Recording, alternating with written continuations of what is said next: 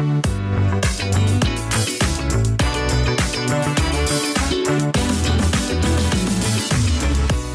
to the Absolute Dog Sex in a Squirrel podcast. I'm Lauren Langman. I'm one of the world's leading dog trainers, and it's my mission to help owners become their dog's top priority. In each episode, you'll discover how to gain trust and communicate with your dog like never before, creating unbreakable bonds that make you the most exciting part of their world. Okay, rehab. We're talking rehab. Now, Alice, you have got a particularly interesting take on rehab, I think, because you had a pretty unusual experience with your rehome dog. Do you want to tell us a little bit more about it? Yeah, when we got Bonnie, about 2 or 3 months in, she started to limp. So we kind of obviously took her to the vet and had this investigated.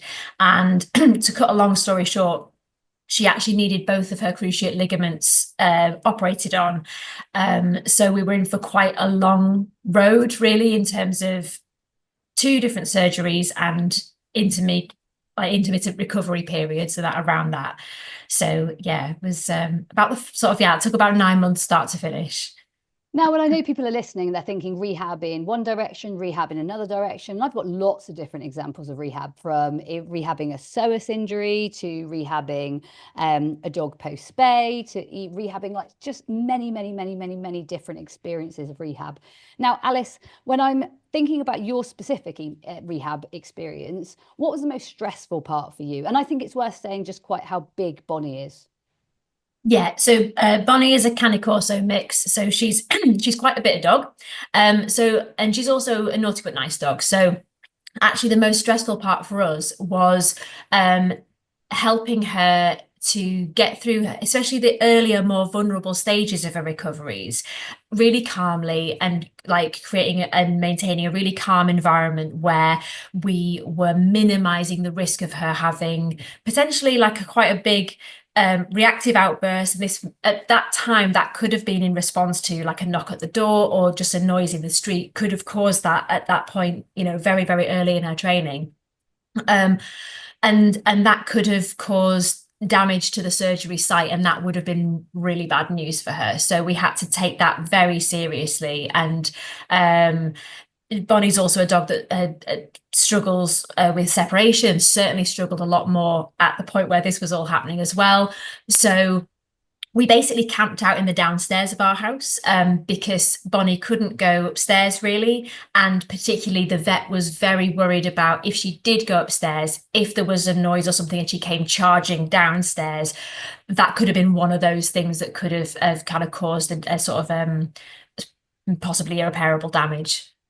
And when you say irreparable damage, what do you mean? You can be really clear with everyone. Yeah, so we were warned that like if sort of significant damage happened to the surgery site, particularly whilst it was very new, it would have potentially meant more surgery, or that might not have even possible. So it could have been the end of the road for Bonnie. It could have been a put to sleep sort of euthanasia situation if we'd gotten into that situation. Which I think when people are listening, you kind of go, oh my goodness, like this is serious. Now, for me, experiencing so many different rehab experiences, I think we've got lots of different tips we can share with people. And I think what we should do is a bit of a sort of tip scenario where it goes from you to me to you, and we just share some of our experience. So I'm going to start with you, and you get to share just one of your top tips with all of our listeners. Super. So I think that particularly when you're looking at the very sort of early parts of rehab, you might be looking at ditching the bowl in slightly different ways than you might normally. You might not really be doing a lot of like throwing food here and there and, doing a lot of the games that you might normally do with your dog. So you might be spending more of their daily food allowance in creating nice like enrichment bowls or stuffed Kongs and things like that. Things that are like a nice activity for the dog, but that they can literally pretty much do from lying in their bed. So that would be a top tip for particularly those early stages. Lovely. And I'm going to go calm, and more calm. Like there really is nothing at all that will beat calm. And if you can encourage and grow and build calmness at every level, it's going to help rehab. Back over to you, Alice. Yeah, so another one of my top tips would be absolutely go mining in Games Club for the kind of games that you can still play with your dog when they are recovering, potentially from a surgery or an illness or something, because there are so many games there that you can do that they can either be sedentary or with very gentle movement. So some of the things we did with Bonnie were like teaching a nose touch or chin targeting. We, um, or bang as well. So it's even like a trick we managed to sort of teach us by capturing normal, like natural movements as she was sort of flopping to lie down. We could just capture and teach a trick. And also really useful life skills like muzzle games. So like sort of teaching her to be comfortable and actually enjoy wearing a muzzle, because again, her being a naughty but nice dog and us working sort of on some reactivity issues, thinking ahead to kind of post-surgery recovery when we could start growing her world again, that was going to be a really useful skill that we could actually start working on even just from home when she wasn't moving around much. Lovely. And I so agree. I was also thinking for my dogs, one of the biggest ones was try and teach everything before you ever need it. So when you go Mm. into Games Club, look at some of the games and think, how might this serve me in a future space? And one of mine is lead walking. Actually, make sure that your dogs walk really, really, really, really, really nicely on lead, so that when you do need this at a later date, actually the lead work comes in handy. Because most of the time, when your dog comes out of any sort of rehab, people are going to say lead work, so lead work only. And I actually collected my little dog Blink from surgery just, and she needed lead work. And same when she had her tibial tuberosity transposition, big operation on her knee like 10 years ago. It's lead work only. So let's do lead work only with her. Well, actually, when you first put a dog on lead that's not used to being on lead, they can be like Jack in the Box monkeys, like literally backflipping on you. So for me, lead work's really important. So all of our lead games, Magic Hand and any sort of proximity game where lead is built and valuable and effectively valued by your dog, can make such a massive, mega difference to your rehab and recovery road later on. What do you think, Alice? Oh, definitely. And again, it's those fundamental skills that are then so transferable, whether it's as a necessity or just for kind of general life skills. And also I think my next tip would be that know when a game or a trick might not be right for them. So like there's always an alternative. There's always a way to adapt and be creative. And there's so many ideas in Games Club and in the lives and in the community where we sort of share these kind of ideas. But like for example, we were on a live recently where you were teaching instant down. And actually for Bonnie, we discussed this, and an instant stop was more appropriate for her. So there's always a way of getting the behavior you want in a way that's appropriate for your dog, whether it's during their rehab or beyond. Lovely. And I love that adaptation for Bonnie, and a great example. A stand being so much more appropriate for her, knowing that an instant down's probably not that reinforcing. Do you want to explain that, Alice, as to why? Yeah, so because sort of Bonnie's had both her cruciates done, and she's a lot sturdier than she was post-surgery and post-recovery. Like it's definitely done wonders for her overall health and fitness. But she is still a kind of lanky, wonky donkey with arthritis and stuff going on. So whereas for a lot of dogs, an instant down behavior would be really rewarding, would be a really joyful behavior.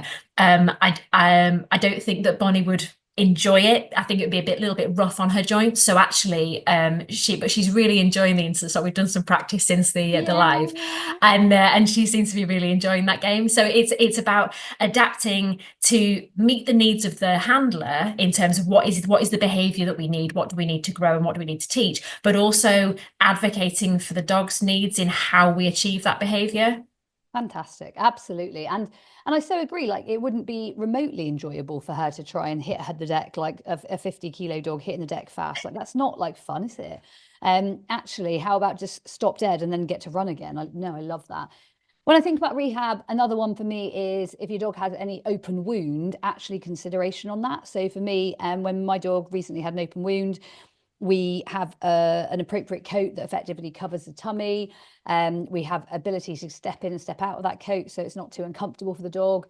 We also think about laser on that wound. So if you know anyone with a laser, we use a category 3B or 4 laser to be able to heal wound recovery. We use Soothe lotion, and we use Prime from AO Canine, which are both like going to heal your dog inside out, which for me is mega, really important, really vital. But also with wound recovery, I think so many people look at the wound on the outside, but they don't look at the wound on the inside, or you can't see the wound on the inside, so people forget it. For me, whether it's post spay or any other kind of abdominal surgery, maybe your dog's eaten something or got hold of something, or maybe done something stupid with, like, I don't know, ingesting inappropriate objects. For me, it's really, really key that we take our time in terms of building up exercise gradually after that. And knowing that with abdominal surgery, they can feel quite tight and quite restricted for a little while. So again, enabling them to have gradual lead work build up, and my lead work again comes into this, as well as a fitness sort of space with the dog. So Cavaletti confidence circuits. I know you do confidence circuits, Alice. What do you think of them? They're really good. They're really good fun. Like, and again, you can be quite creative with like how you can even sort of build some of these things at home and just sort of use what you've got lying around. So it's yeah, it's good fun if you can, if people can kind of get into that badge, it's really good. But also if you're in Games Club, then you can have these little sort of tasters of some of these sort of fitness and confidence games with the Fitness Friday lives. So like if sort of you're not that kind of well versed yet in how to observe your dog's kind of body condition and posture or balance and things like that, that's all stuff that gets, you know, looked at in on a weekly basis, isn't it, in Games Nice. Club? Yeah, really nice. It is actually in Fitness Friday. I forget that actually you guys get to watch me train my dogs, and yeah, it's something that's great learning opportunity. And I really believe that those, when you're in rehab, those are the things you want to go to. Those are the can do's, because there's so many things you can't do.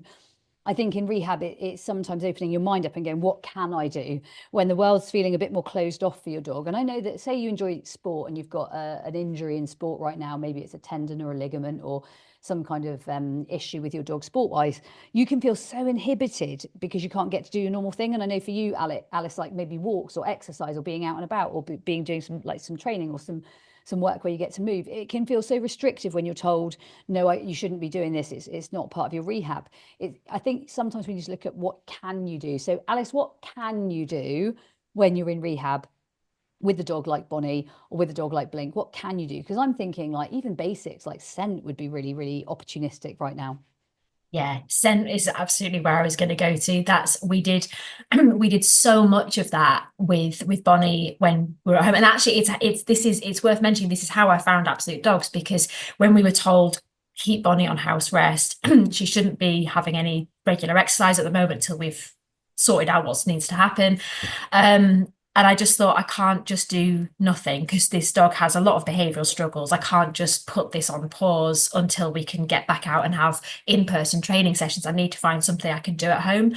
And it was brilliant to be able to find Absolute Dogs and sort of find it was sort of in through the sort of naughty but nice sort of pathway in, and find all kinds of games that had real life value sort of on the outside world that we could start growing on the inside. So yeah, some of the kind of naughty but nice skills, like I mentioned muzzle game before, and some of that A to B and lead work, as you were saying, but also scent was fantastic because it's such a naturally calming activity for the dog. Bonnie finds it incredibly reinforcing, and it's so easy to do at home. So it's still her top favorite game. Like if she's sort of if I'm sort of getting ready, she knows if I'm getting ready, if we're going to do a bit of a play session or a training session, and her signal is that she'll just dart to her bed, she'll dart into her crate and she'll be like, cool, you're going to do a treasure hunt. And then like kind of she'll just wait for me to start hiding little, like whether it's toys or food or whatever she's going to go searching for, she'll kind of be like, amazing. And it's, you're teaching boundary games at the same time pretty much, but like it is her favorite thing to do and it really lights her up, but not in a high arousal way, which is exactly what you want if you're looking at sort of surgery recovery. Amazing. And I love hearing that. And I suppose I'm grateful then, therefore, that you did have to go through something like that to a degree, because that's how you found this. And you're such an amazing game changer. I suppose it's almost a moment of gratitude, right? Definitely, it was a silver lining because I think when we sort of started sort of doing the sort of homeschooling and sort of and looking at the naughty but nice training at home, and one of the first pieces of advice was think about ditching the walk. Like if it's not working for anyone, if it's not fun for anyone, if no one's having a nice time, then maybe sort of rewind and just work on some skills at home first. I thought, well, we're doing that anyway. So we have to do that because, you know, she's not allowed to go anywhere at the minute. But okay, that means that we're in the right place and actually we're learning the right skills in the right order. Amazing. I love hearing that. Now, I was just thinking, like switching gears a little, with my little dog coming back post surgery. She's had abdominal surgery, which effectively for her means no sort of jumping and bouncing and leaping. And I came home last night and I'd left a friend looking after her.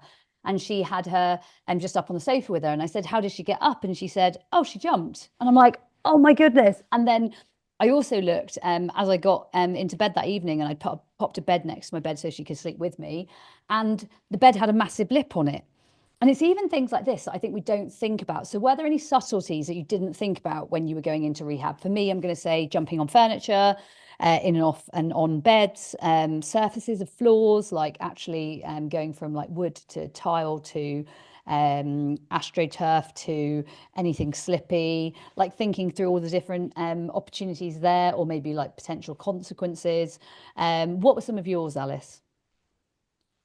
Yeah, so like I say, because Bonnie sort of struggled with separation, we knew that we actually kind of needed to move our mattress downstairs and sort of camp out in the living room because she wouldn't have been able to settle with us being in a different area. So we're like, okay, well then that's gonna.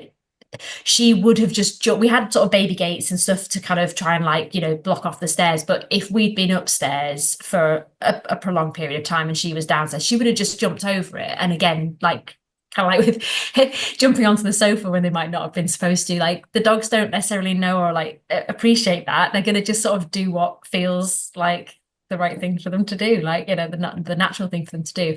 So yeah, so we kind of had to think about where we placed ourselves because we knew that that's where Bonnie was going to sort of gravitate to, and just think about kind of what kind of movement we allowed or encouraged because we have like our laminate flooring downstairs, so it can be a little bit sort of slippy. So we just had to make sure that she didn't have opportunities to kind of really pick up speed if she wanted to. So yeah, just kind of keeping everything very sort of low down, very soft and slow, and like I say, just calmness all day, every day. Big one, really big one. And I think just to add, calm from AO Canine, massive support for dogs going through rehab, massive support for dogs going through any stressful or anxious period. Also, if your dog has had surgery, for me, it's got so many good things post surgery as well. So yeah, calm Canine, I think also Alice for the win, right? Absolutely. Yeah. Bonnie was on that throughout that period. And I definitely think it helped. Yeah. And I think one of my other considerations is actually how anybody else handles the dog.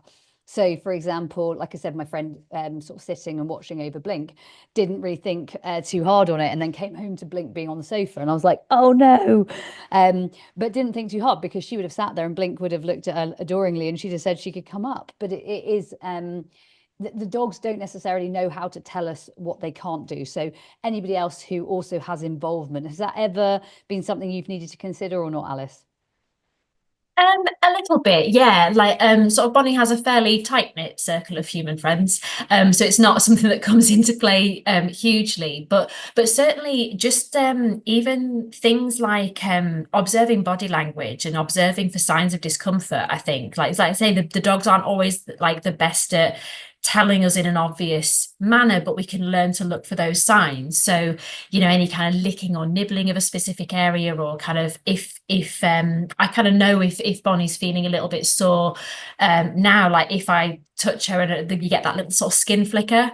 Yeah. So kind of just sort of knowing, and you ran a really great workshop on this in Bowerland when I was down, and Lovely Brave was your fantastic demo dog for that, and actually looking at kind of how to sort of find those areas that might be a little bit sore and how to just sort of gently massage or just kind of sort of soothe those sort of little aches and pains that, like I say, Bonnie, as much as she's out of recovery and has been for a long time, she's always going to have issues. Like she's got kind of hip dysplasia and arthritis, so she's always going to have some of those little kind of sore spots or aches and pains that just we need to watch out for. So whether it's us or whether it's anybody else who might be looking after her for us, like knowing what those signs are, and even if those signs might be just a bit of a full bucket actually, if you're sort of struggling to think, hang on, why is the dog behaving a little bit differently, or kind of not quite as operant or as sort of cheerful as they might otherwise be, it could just be that their bucket's a little bit full with sort of some discomfort or other.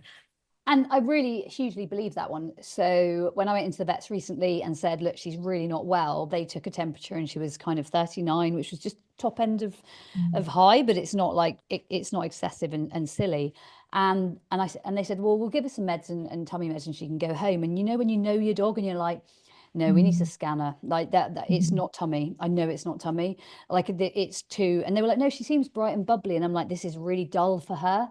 I think there's that moment of knowing your dog specifically. And even like you say, your dogs aren't in a big circle of friends. And same for mine, really. I don't want lots of people handling them and looking after them.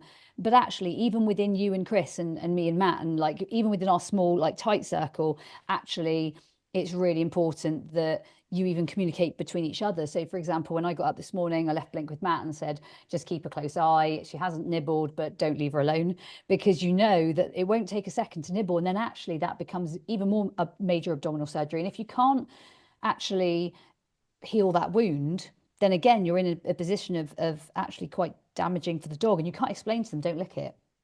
So Absolutely. you do need to put them in a position where they're not going to lick it. And I know you went through that with your wounds and when she was healing from cruciate, because there are fairly big wounds with cruciate. I mean, they're big enough, and there's stitches and there's a surgery and a site, right? Yeah, definitely. Yeah, it's and it did. It sort of took several weeks, each time for them to be sort of healed up. So it was sort of quite a prolonged period to be quite vigilant for. And And that when they go in, Alice, they go in for the surgery with cruciate, and they come out and they almost look much worse when they come out, I think, because you're kind of like, right, I took the dog in and they look reasonably bad, and now they've come out hopping lame because you've broken their leg. Like, you don't realize quite how bad it's going to be until, because my operation with Blink was a very similar operation. It was a knee surgery. And so when I saw her the first time she had surgery, when I saw her come out, I was like, God, you're like 10 times worse than when you went in. Like, she couldn't even weight bear on it at first. And for you to go through it twice, I mean, God Lord, it's a lot. it was, and you do kind of think, kind of, crikey, what are we doing? What have we done? Sort of thing. But you know that actually you just yeah, like I say, it looks worse before it looks better. But like, I mean, there might be listeners kind of thinking, oh, we've got this coming up, and or we've just kind of in that situation now, and just day by day, week by week, just kind of, it's just taking it in baby steps, I think, just to kind of know that actually they're going to come out the other side of that if you just kind of do all the right things when they're most vulnerable. Yeah. Yeah. Massive. I mean, massive. So I suppose for everybody listening, if you're going to go through rehab, Alice, is it possible? Is it doable? Can we help through games?